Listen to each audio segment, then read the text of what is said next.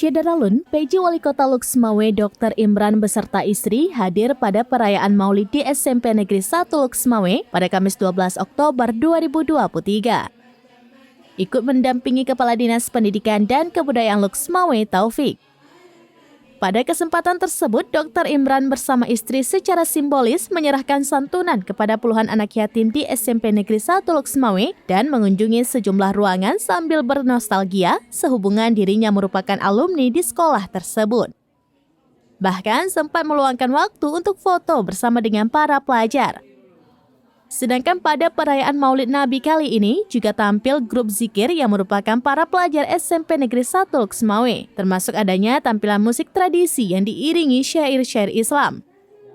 Kepala SMP Negeri 1 Luxmawe, Fauzi, menjelaskan santunan pada anak yatim ini adalah sebuah bentuk kepedulian kepada anak yatim, bentuk kebersamaan, dan untuk mempererat silaturahmi.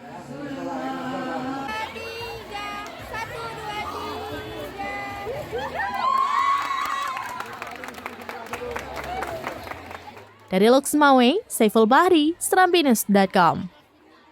Download Tribun X sekarang, menghadirkan lokal menjadi Indonesia.